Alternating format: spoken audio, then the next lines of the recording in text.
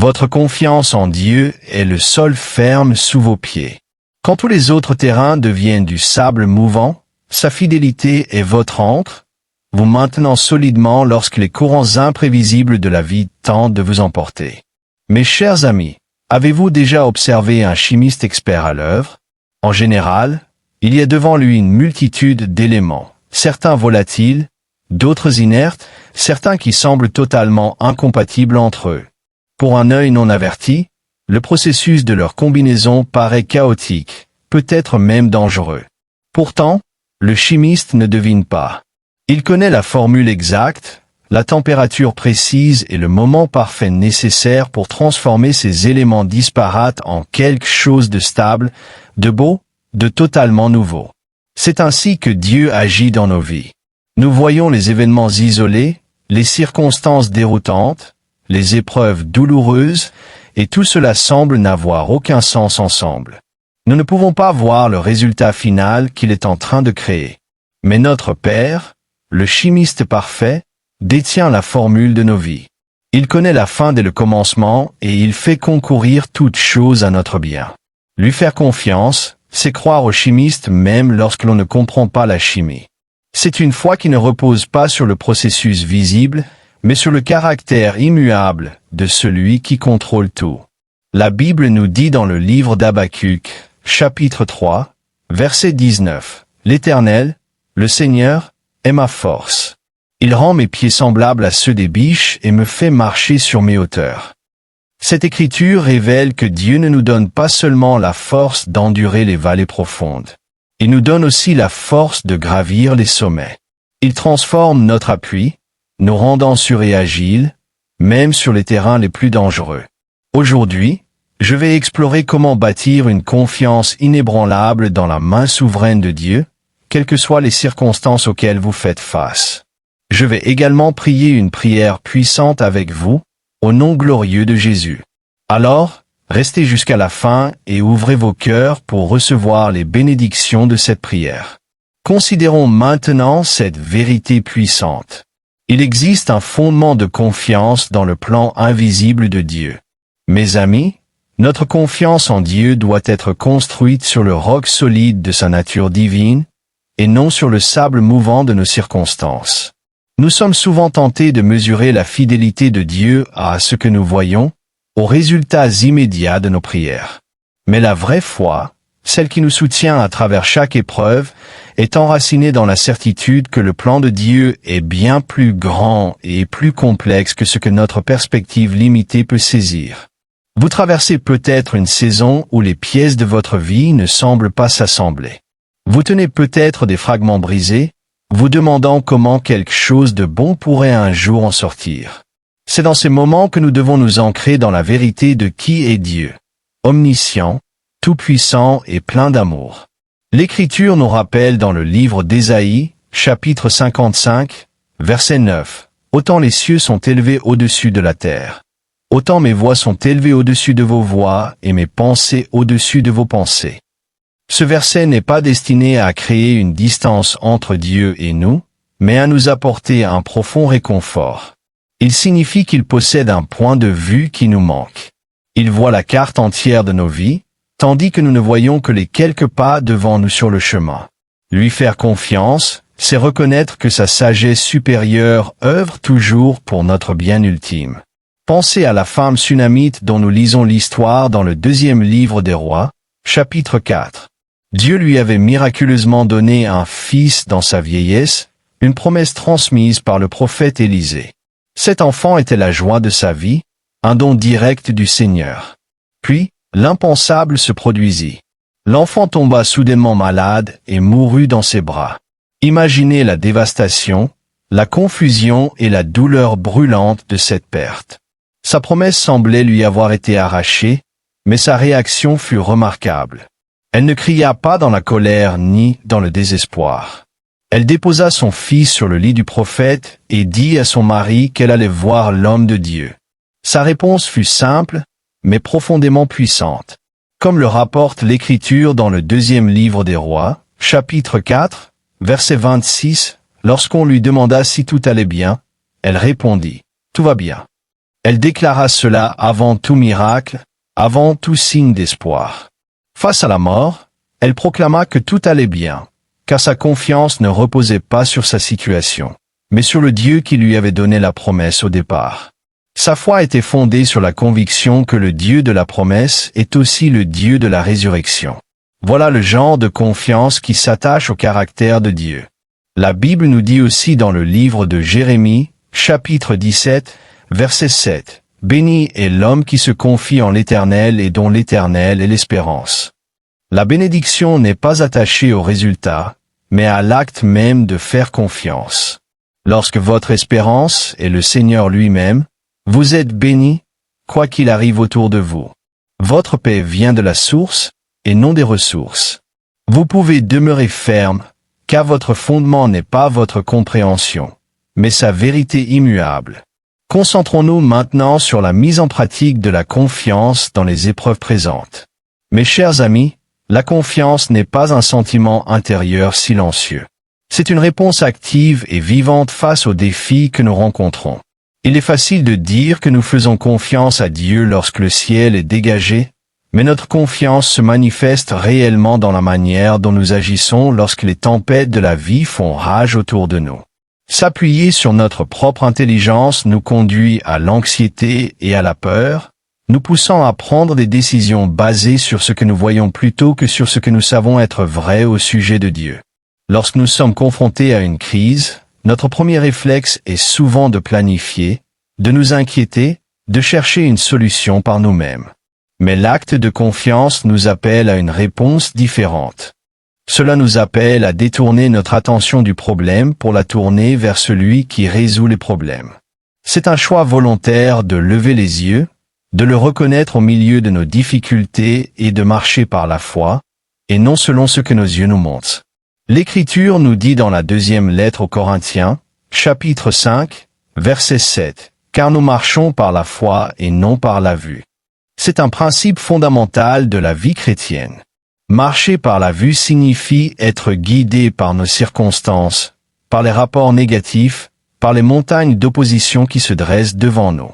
Marcher par la foi signifie être guidé par les promesses de Dieu, par la vérité de sa parole et par l'assurance de sa présence avec nous. Cela signifie avancer même lorsque le chemin n'est pas clair, parce que nous faisons confiance à celui qui est notre guide. Considérez l'histoire de Jonathan, le fils du roi Saül. Dans le premier livre de Samuel, chapitre 14, les armées d'Israël étaient découragées et se cachaient face aux puissants Philistins. L'ennemi possédait un poste avancé stratégique, apparemment imprenable d'un point de vue humain. La situation était sombre et remplie de désespoir. Mais la confiance de Jonathan ne reposait pas sur la force humaine ni sur la puissance militaire. Il se tourna vers son jeune porteur d'armes avec un cœur rempli de foi.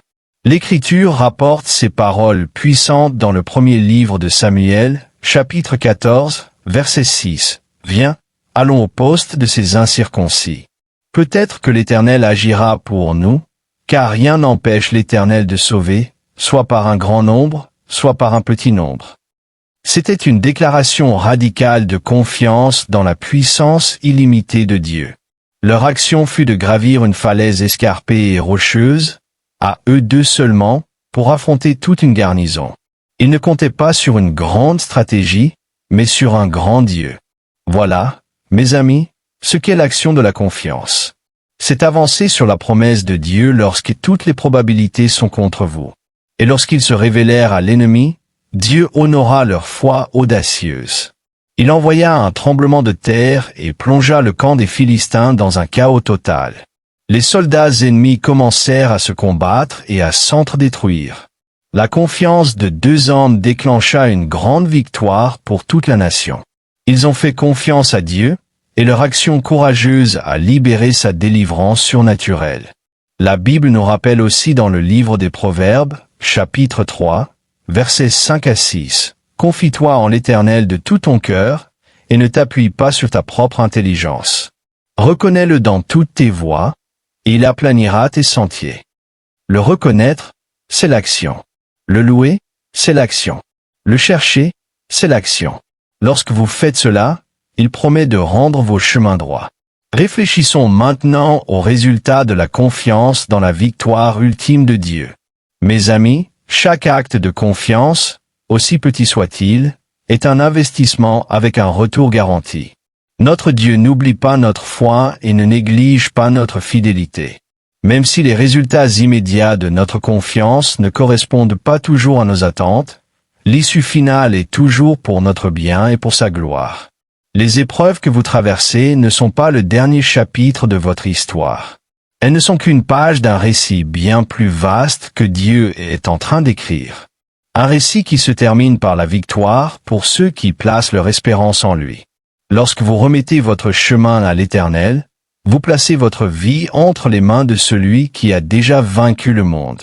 Cette assurance change tout. Elle nous donne l'endurance pour persévérer dans l'épreuve et la confiance pour regarder au-delà de nos luttes présentes vers l'avenir glorieux qu'il a préparé pour nous. La Bible nous donne cette promesse extraordinaire dans la lettre aux Romains, chapitre 8, verset 28. Nous savons que toute chose concourt au bien de ceux qui aiment Dieu, de ceux qui sont appelés selon son dessein. Remarquez la certitude contenue dans ce verset. Il ne dit pas que certaines choses, ni que nous espérons que tout s'arrangera. Il dit que nous savons que toutes choses, les bonnes, les mauvaises, les douloureuses et les déroutantes, sont tissées ensemble par un Dieu souverain pour produire quelque chose de bon. Cette promesse est le fondement de notre espérance. Elle nous assure que rien n'est gaspillé dans l'économie de Dieu. Chaque larme, chaque prière, chaque moment d'endurance fidèle est utilisé par lui dans un but divin.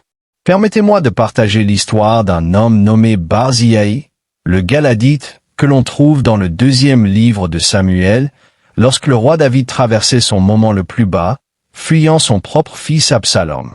Lui et ses hommes fatigués arrivèrent à Mahanaïm, affamés et dans le besoin. C'était une période politiquement dangereuse pour montrer sa loyauté envers le roi déchu.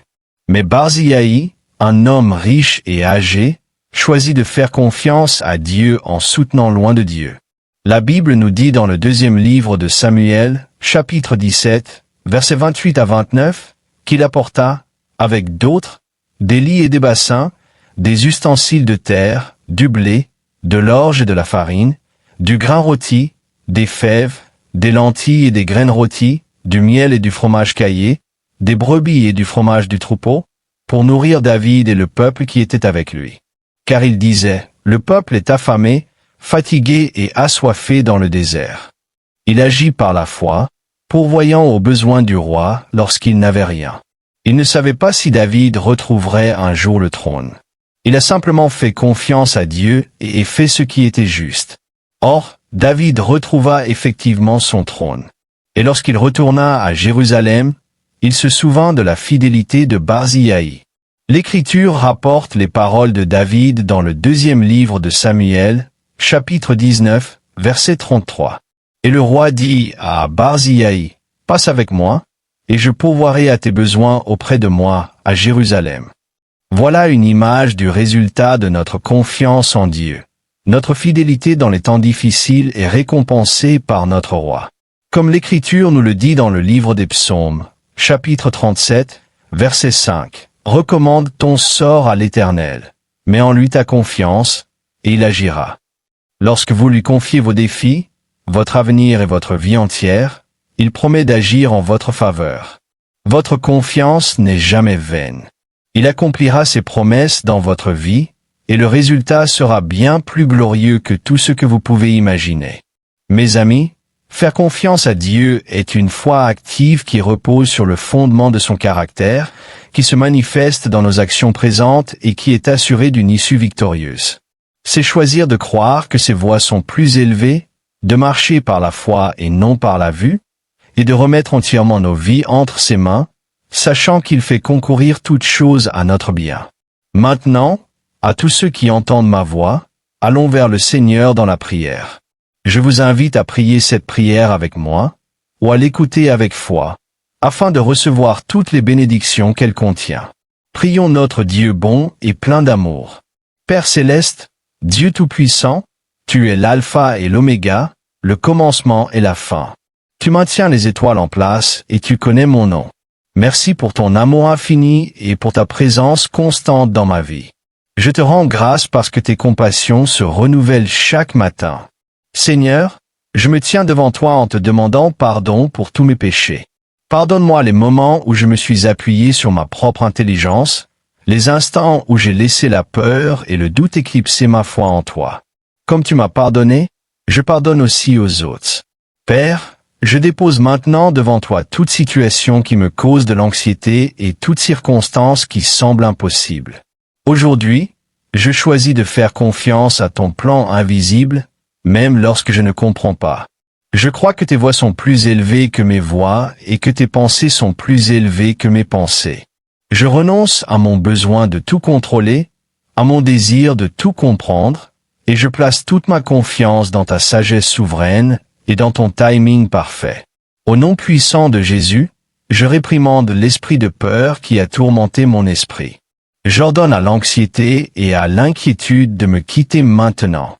Au nom de Jésus, je brise toute chaîne de doute et d'incrédulité qui m'a retenu captif.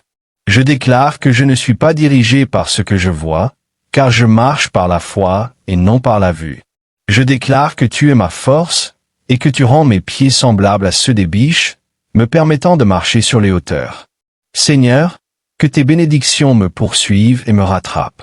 Je te demande que ta guérison coule dans tout mon corps, du sommet de ma tête jusqu'à la plante de mes pieds, restaurant chaque cellule, chaque système et chaque organe dans une parfaite santé.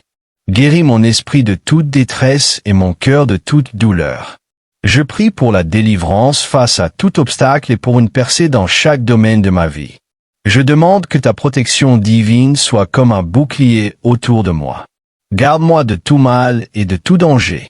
Je te présente aussi mes proches, te demandant de les couvrir de ta grâce et de les conduire dans ta vérité. Seigneur, alors que je prononce cette prière avec tous ceux qui écoutent, je te rends grâce pour chaque cœur qui s'ouvre devant toi en ce moment. Nous nous mettons d'accord, priant les uns pour les autres. Père, nous remettons nos soucis entre tes mains, car nous savons que tu prends soin de nous. Nous te faisons confiance comme notre pourvoyeur, notre guérisseur, notre protecteur et notre roi. Nous te remercions d'avance pour les victoires que tu assures en notre faveur. Nous te remercions pour la paix qui garde nos cœurs et nos pensées. Nous proclamons ta promesse selon laquelle toute chose concourt à notre bien. Nous te rendons tout honneur et toute louange, car à toi appartiennent le règne, la puissance et la gloire pour toujours. Merci, Seigneur, d'entendre et d'exaucer ma prière. Au nom puissant de Jésus, je prie. Amen. Si vous avez été bénis par cette prière, écrivez le mot « Amen » dans la section des commentaires ci-dessous. Je déclare que toutes les bénédictions de cette prière reposent maintenant sur vous, au nom de Jésus. Vous pouvez nous aider à toucher davantage de personnes et à répandre l'Évangile. Vous pouvez le faire en partageant la vidéo avec un ami ou un membre de votre famille, et en cliquant sur le bouton j'aime.